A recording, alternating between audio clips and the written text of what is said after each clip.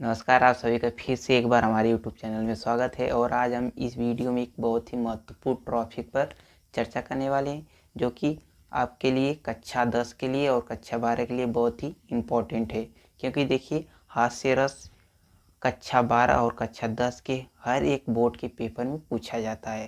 तो ऐसे में अगर आप यह टॉपिक तैयार कर लेते हैं तो आपका 3 नंबर या 5 नंबर का आता है, वह कटेगा नहीं। तो चलिए इसको अच्छे से समझते हैं।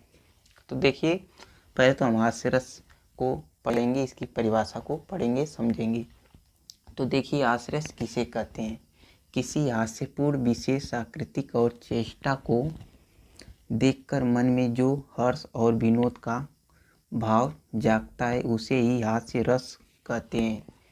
देखिए, इसको हम इस प्रकार से समझ सकते हैं। अगर हम कोई कॉमेडी टाइप का जो होता है फिल्म देखते हैं, उसमें अगर कोई ऐसा सीन आ जाता है कि उसमें अगर कोई जो कलाकार होता है ऐसा काम कर देता है कि जिससे हमें बहुत ही ज़्यादा हंसी आती है, हमारे मन में हंसने का भाव उत्पन्न होता है।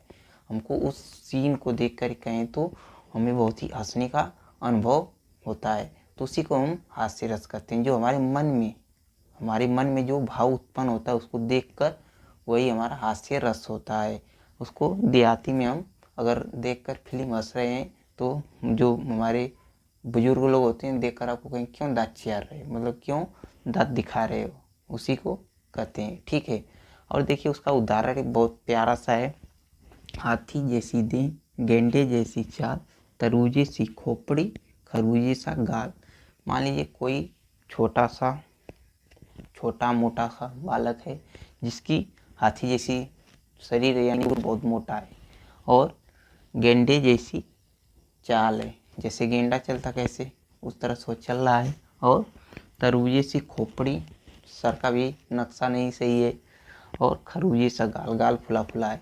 तो उसको देखकर हमको हंसी आती है। ऐसी अगर बच्चे को देख लेते हैं तो हमें हंसने का आनंद आता है।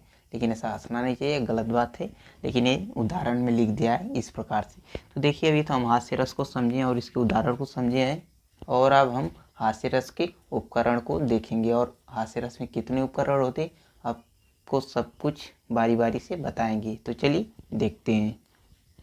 तो देखिए, हास्य रस के उपकरण।